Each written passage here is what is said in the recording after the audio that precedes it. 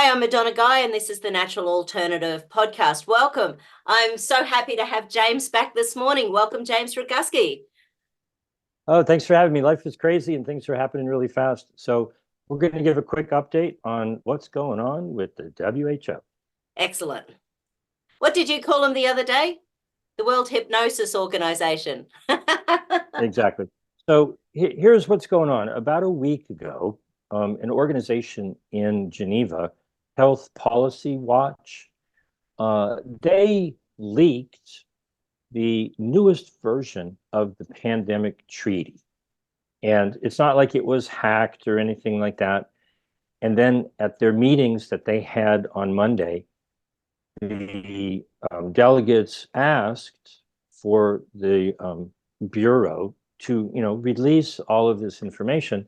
But we got it a little bit ahead of time. And, I published it before the WHO published it. Not that, that's anything really, but it's really interesting information. And so I've put this all up on stopthetreaty.org. And I'm just encouraging everybody to read the darn documents.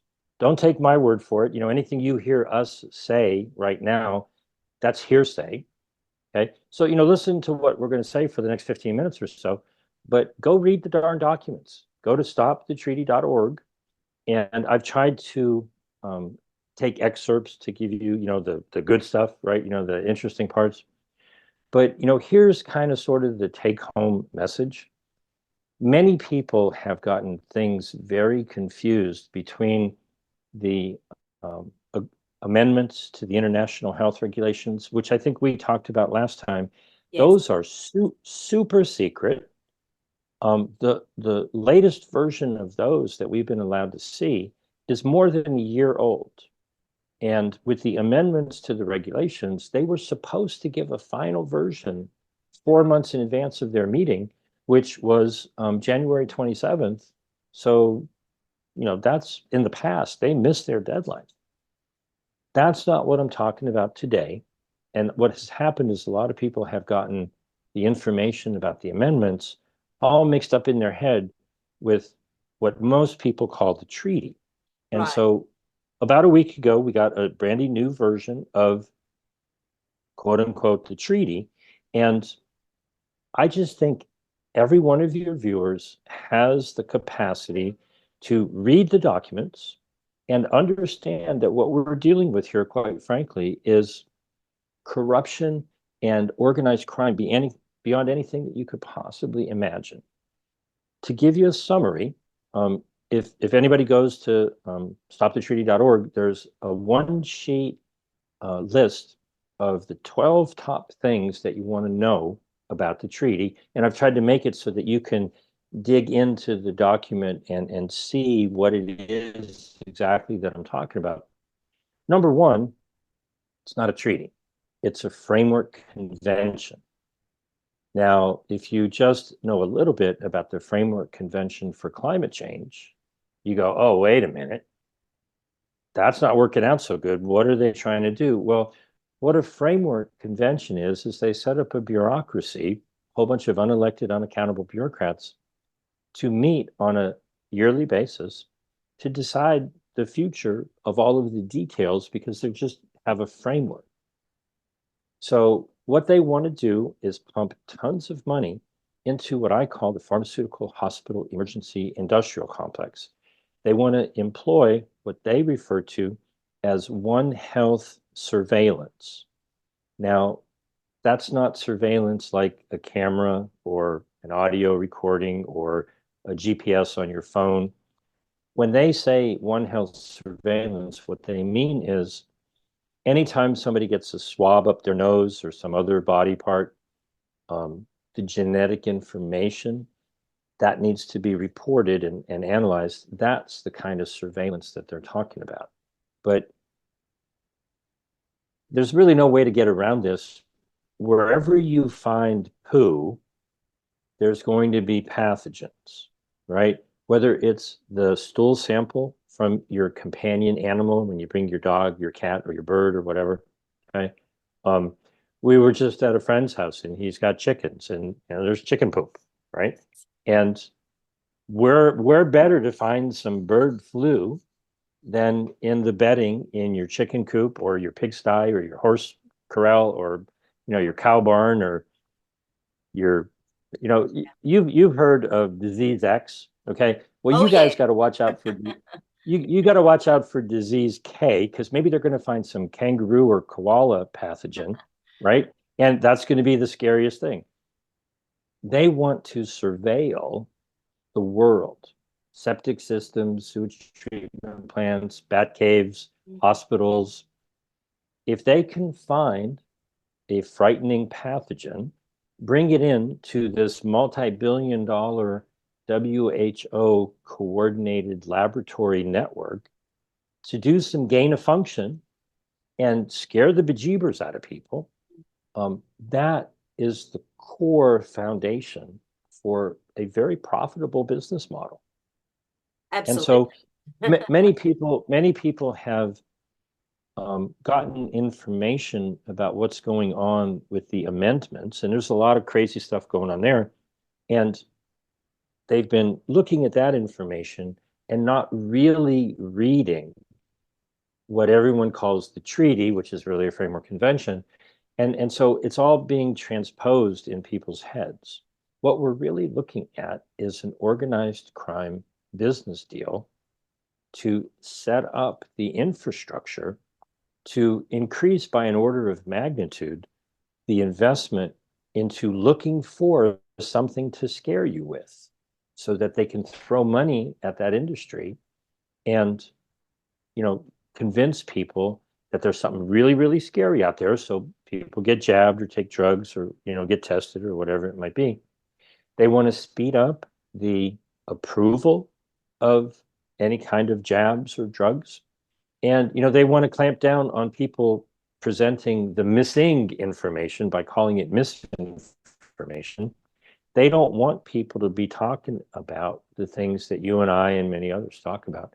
And so all of these many things are what is actually in this new version. I mean, it's been in the thing the whole time, but it's kind of become a little bit more clear, because what they're arguing about on one level is outlandishly complicated. They refer to it as the pathogen access and benefit sharing system. I published an article this past week or so, and it will hurt your brain. Okay. It hurts my brain. It's too much. The arguments that are going back and forth, but I think I can simplify it. If you realize just how much money was made by the genetic information of what people said was the original strain, and then the genetic information of what South Africa and Botswana said was Omicron. If you look at that like a nation's natural resource, if it was iron ore or diamonds or gold or forestry products or whatever, and you took it to another nation, and oil and gas, right? The raw crude oil, and then you go refine it, it's worth way, way, way more money. So the new version of the natural resource that's being exploited is genetic information about pathogens. Yeah. So when um, South Africa and Botswana shared the Omicron genetic sequence, they were doing what they thought they were obligated to do under the regulations. But then Pfizer and Moderna turned it into the boosters and made a couple of more $1 billion. So what these negotiations are really about is like, hey, wait a minute, we gave you some info and you literally made a killing off of it, literally and financially. Yeah. Where are our benefits? Where's our piece of the pie? Yes. Pathogen access benefit sharing system. We give you the scary genetic sequence of some potential pathogen. You share the benefits with us, is what they're arguing about. I have every faith in the world that when the average man or woman anywhere on the planet looks at this and realizes that this is just organized crime trying to get billions of dollars from nations and foundations to build out. Literally, it says in Annex 1 of the amendments, um, developed nations shall help developing nations build state-of-the-art facilities. You go, wait a minute, you want developed nations money to build out the pharmaceutical hospital emergency industrial complex to go looking for pathogens in low and middle income countries so that now they can profit off of jabbing their people because they missed out the first time around. They didn't get as many jabs Yeah. as Canada or United Kingdom or European Union or whatever. This is what we're dealing with. And I'm just here to spread the word and encourage everybody. Read the darn documents. Go to stopthetreaty.org, look through it. I always give my phone number. I'm in the United States, so you might have to add a country code or I'll something. just share that for a sec, 310. James. So this is this. Oh, hello. Yeah, hit no So thanks down on the bottom. This is it here, okay. or not that one? Seems like you're in the right spot. Scroll on down until you see a gray graphic. There you go. Those are the 12 things that I was mentioning. They want a pathogen access benefit sharing system, a laboratory network, global supply chain, One Health surveillance, gain of function, speeding up regulatory approval, and they don't want to hold big pharma liable for it. So if people, if you get yourself here and you scroll down and you read the documents that are available, I think what people should do is if you scroll way down the page, like scroll halfway down the page, because there's a lot of stuff here. Some information about the amendments, but here I've broken it down piece by piece. Just take one of these things, some of their terminology, right? A health worker, right? 1E means individuals who provide assistance or surveillance. Yeah, right. Okay. Just putting it So out there. take any one of the pieces of the puzzle that are here and get out your camera, take a photograph, screenshot, video, and if any of this is something that triggers a thought in your viewers' opinions, just do a little 2-minute video about, hey, what does this mean? What is the WHO coordinated laboratory network and why do we need that? And who's going to profit from it? And who's going to get the contract? Tedros at a meeting at the World Government Summit a couple of weeks ago now said that the WHO has a 20,000 square meter distribution facility in Dubai. Kind of wrap your head around how big that is. Okay. And go, how much would it cost to fill such a distribution point with pandemic related products? And Wow. and do you want Tedros to be in charge of dishing out the contracts and distributing the money? That is what they want to control. They want to control the logistics so that when they say there's something scary out there, a lot of people make a lot of money and it ain't going to be you. And so my notice for everybody is just read the document, make up your own mind. Don't repeat what I'm saying. That's, if you heard me say something, dig in, look at the actual documents. If you have any questions, I don't think I gave my full phone number, 310-619-3055. You can text me or Signal or Telegram or WhatsApp or whatever it may be.